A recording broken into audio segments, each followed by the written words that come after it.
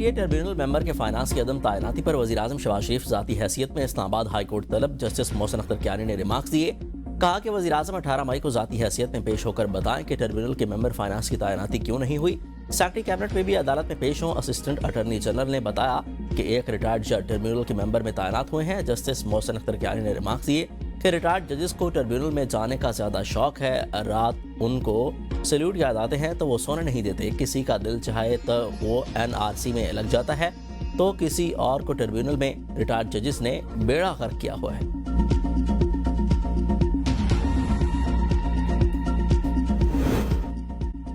जजेस ट्रांसफर का मामला। जस्टिस बाबर सत्तार ने चीफ जस्टिस पाकिस्तान को खत लिख दिया। ट्रांसफर मामले पर उन्हें ज़ाती तौर पर सुनने की इस्तदा। कहा कि आर्टिकल 200 के तहत ट्रांसफर मामले से पहले कमीशन इजलास में मुझे सुना जाए।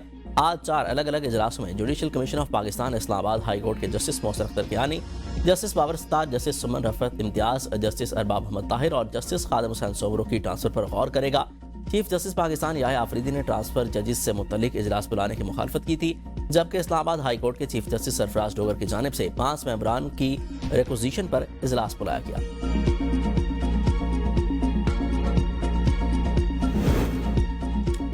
पीटीआई ने जजेस के तबादलों की सख्त मुखालफत कर दी है। चेयरमैन पीटीआई बैरिस्टर गौहर ने एक्स पर अपने बयान में कहा कि 50 साल में पहली बार बगैर रजामंदी हाई कोर्ट के जजेस के तबादलों की मिसाल सामने आई है। जजेस के तबादले का फैसला गैर मुनसिफाना है। फैसला अदलिया पर इंतजामिया के असर रसूख की अक्कासी करता है। सिर्फ इस्लामाबाद हाई कोर्ट के 5 जजेस को ही क्यों ट्रांसफर किया जा रहा है? वक्त का तकाजा है कि जख्मों को भरा जाए, तबादलों का फैसला वापस लिया जाए। आज कमीशन इजलास में शिरकत करेंगे।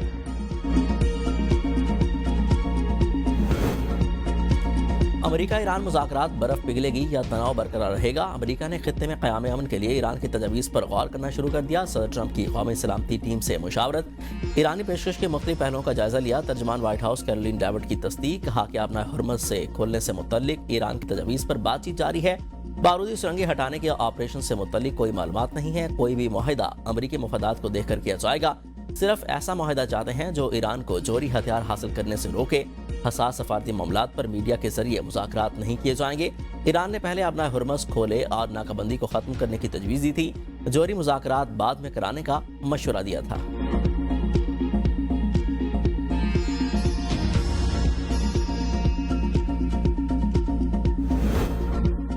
अमेरिकी सदर ने मुज़ाकरात की दरख्वास्त की है। ईरानी वज़ीर ख़ारजा का दावा। अपने बयान में अब्बास इलाक़ची ने कहा कि डोनाल्ड ट्रंप मुज़ाकरात की दरख्वास्त इसलिए कर रहे हैं कि अमेरिका ईरान पर मुसल्लत की गई जंग में अपने मकासद कोई हासिल नहीं कर सका। इससे कबल रूस ने भी अमेरिका ईरान तनाज़े में सालसी की पेशकश की थी। मास्को में सदर व्लादिमीर पुतिन ने ईरानी वज़ीर ख़ारजा अब्बास इलाक़ची से मुलाकात के बाद कहा कि रूस खित्ते के मुल्कों और खुसूसन ईरान के मफादात में जो मुमकिन हुआ करेगा। रूसी सदर का कहना था कि रूस और ईरान के दरमियान स्ट्रेटेजिक शराकतदारी जारी रहेगी।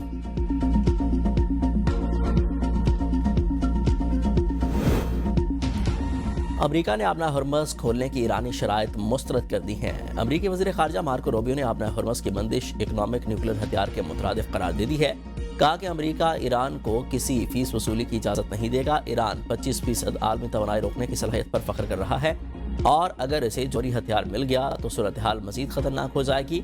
ईरान जोहरी सलाहियत हासिल करके खुद को नाकाबिले दस्तरस बनाना चाहता है, जिससे खित्ते में मौजूद गिरोहों को भी तक़वियत मिलेगी। ईरान पूरे खित्ते पर असर रसूख बढ़ाना चाहता है और इसके मुख्तलिफ इलाकाई गिरोहों से रवाबित हैं। ईरान की क़यादत का नज़रिया ख़तरनाक है और यही बात मुआहदे में रुकावट बन रही है। ईरान मौजूदा अंदरूनी मसाइल की वजह से वक्ती रिलीफ चाहता है और मुज़ाकरात में वक्त हासिल करने की कोशिश कर रहा है। अगर मुआहदा न हुआ तो आइंदा का लाएअमल का फैसला अमरीकी सदर करेंगे। ईरान को किसी कीमत पर न्यूक्लियर हथियार नहीं बनाने देंगे।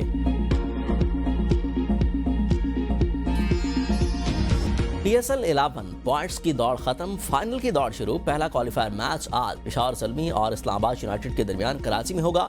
PSL का फाइनल 3 मई को कज़ाफ़ी स्टेडियम लाहौर में खेला जाएगा। मैचेस में शायकीन की एंट्री बहाल। स्टेडियम फिर से आबाद होने को तैयार। PCB के मुताबिक मैच में तमाम इनक्लियर के टिकट की कीमत एक ही होगी।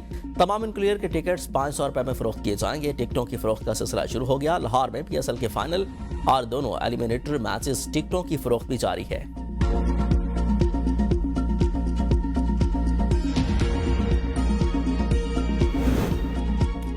PSL 8 लाख रुपए का एक रन, बड़े नाम फ्लॉप, नए सितारे चमक उठे। PSL 11 में ऐसे खिलाड़ी जो नीलामी में करोड़ों रुपए में फरोख्त हुए। लीग मैचेस में खातिर खा कारकर्दगी का मुजाहरा न कर सके। पाकिस्तान टीम का मुस्तकिल हिस्सा रहने वाले ओपनर साइम अयूब की फॉर्म PSL में भी वापस न आ सकी। साइम अयूब को नई फ्रेंचाइज हैदराबाद किंग्समैन ने 12 करोड़ 60 लाख रुपए में खरीदा। वो 10 मैचेस में सिर्फ 151 रन बना सके। दूसरी जानिब पाकिस्तान के ओपनर साहिबजादा फरहान ने अपनी शानदार कारकर्दगी का तसलसल PSL में भी जारी रखा। मुल्तान सुल्तान ने 5 करोड़ 70 लाख रुपए के एवज उनकी खिदमात हासिल की थी।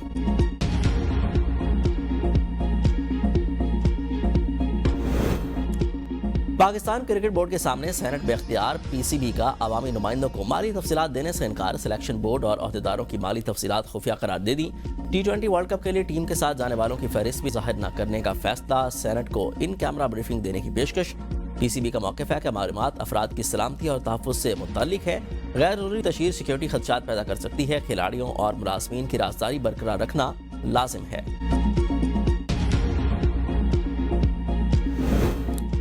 सरजरदारी का चीनी सूबे हन्नान में चेयरमैन माजुए तेंग की आबाई शहर शायोशान का दौरा।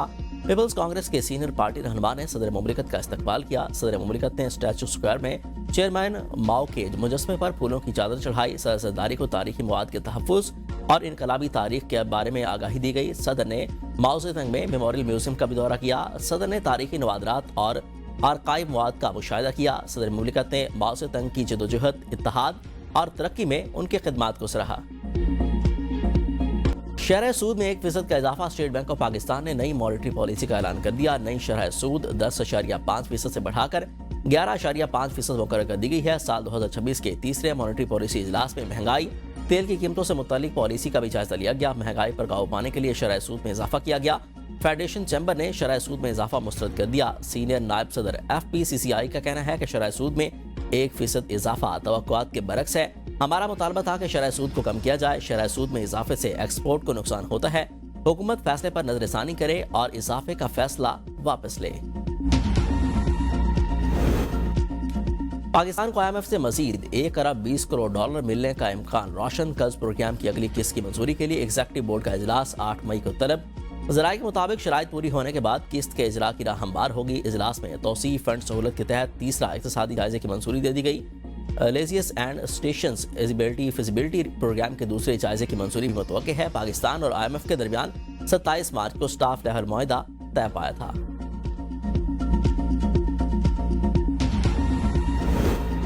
जंगबंदी होती नजर नहीं आ रही। हमारे पास तेल के स्ट्रेटेजिक ज़खायर मौजूद नहीं हैं। वफाकी वजीर पेट्रोलियम अली परवेज मलिक का इंकशाफ। कहा कि हमारे पास क्रूड ऑयल 5 से 7 दिन का होता है। वज़ीर आज़म और CDF के साथ तय किया था कि क्रूड के लिए 30 दिन का प्रोग्राम बनाया जाए। हमने अपनी एनर्जी सिक्योरिटी को बेहतर करना है। पानी पर बड़ा तनाज़ा। पंजाब और खैबर पख्तूनख्वा आमने सामने। KP हुकूमत ने पंजाब से 1947 से अब तक के पानी के बकायाजात मांग लिए हैं। KP हुकूमत ने गलियात पानी से मुतालिक विफाक और पंजाब को खतूत भेजे हैं, जिनमें पंजाब हुकूमत से 64 अरब 62 करोड़ रुपए बकायाजात मांगे गए हैं। खत में कहा गया कि गलियात में पानी का बहरान है। मरी वाटर बोर्ड गैर कानूनी तौर पर गलियात से पानी तरसील कर रहा है। किसी मुआहदे और मुआवजे के बगैर गलियात से रोजाना 5 लाख गैलन पानी निकाल रहा है। गलियात डेवलपमेंट अथॉरिटी की इजाजत के बगैर डूंगा गली में 20 लाख गैलन पानी के वाटर टैंक की तामीर रोकी जाए। वजारत बैनुल-सूबाई राब्ता दोनों हुकूमतों में मुआहिदा तय करने में ताउन फराहम करे और मुतल्लिका चश्मों, आबिशारों और पानी के ज़खायर पर KP का हक तस्लीम करके खैर पख्तूनख्वा के हवाले किया जाए।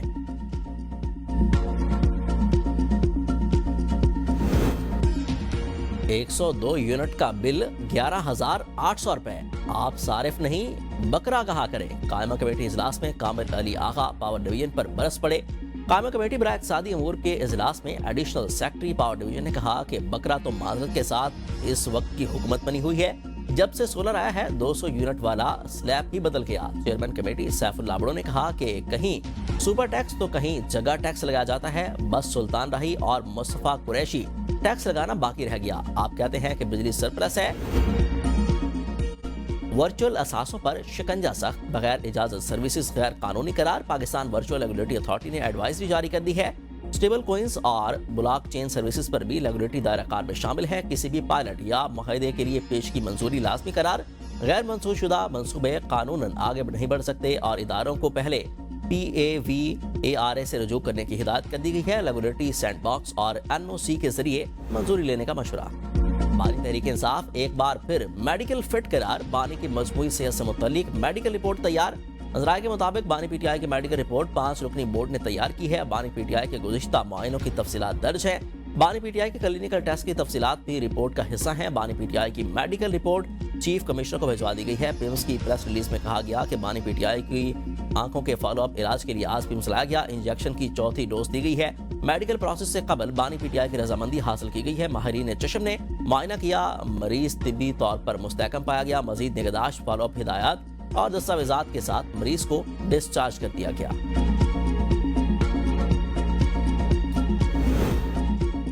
नौशहरा में सोने की कानों पर मुश्तमिल जमीनों की मलकियत का तनाज़ा शिद्दत अख्तियार कर गया। 2 फरीकैन के दरमियान फायरिंग का तबादला, 5 अफराद जाँ बहक। फरीकैन के दरमियान तनाज़ा गुज़िश्ता 3 रोज से जारी था। इन जमीनों पर लड़ाई झगड़ों के दौरान पहले ही मुतादिद बार कत्लो गारत हो चुकी है।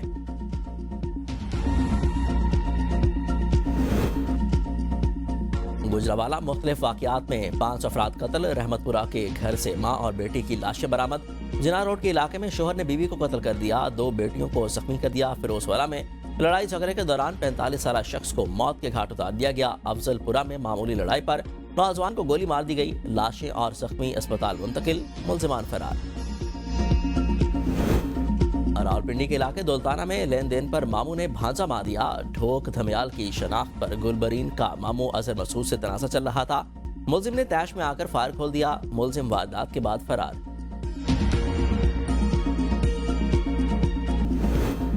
कराची मैट्रिक बोर्ड इंतजामिया के दावे धरे के धरे रह गए। मैट्रिक इम्तिहानात में नकल माफिया बेलगाम, पर्चा लीक होना एक रिवायत बन गई। 10वीं जमात का सिंधी का पर्चा इम्तिहान शुरू होने से पहले से ही आउट हो गया। पहले पेपर से आखिरी पेपर तक पर्चा आउट होने की रिवायत बरकरार रही।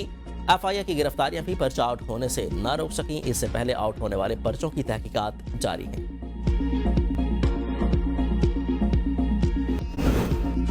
लाहौर समेत मुल्क के मुख्तलिफ इलाकों में तेज हवाओं के साथ गरज चमक के साथ मूसलाधार बारिश। इस्लामाबाद में भी बूंदाबांदी। गर्मी का जोर टूट गया, शहरियों के चेहरे खिल उठे। जाफराबाद में तूफानी हवाओं से छतें उड़ गई। दरख्त और बिजली के खंभे से खातून समेत 9 अफराद जख्मी हुए। मियां चन्नू में आसमानी बिजली गिरने से मजदूर जाँ बहक। तेज हवाओं और बारिश के बायस से बिजली का निज़ाम शदीद मुतासर। बिजली की फराहमी मुअत्तल। सक्खर में बारिश के साथ ही मवासलाती निज़ाम मुअत्तल हो गया। बलूचिस्तान के इलाके औस्ता मोहम्मद में बूंदाबांदी। एबटाबाद और गलियात में बारिश। विफाकी दारुल-हुकूमत इस्लामाबाद समेत पंजाब, खैबर पख्तूनख्वा, गिलगित बल्तिस्तान और कश्मीर में मज़ीद बारिश का इम्कान।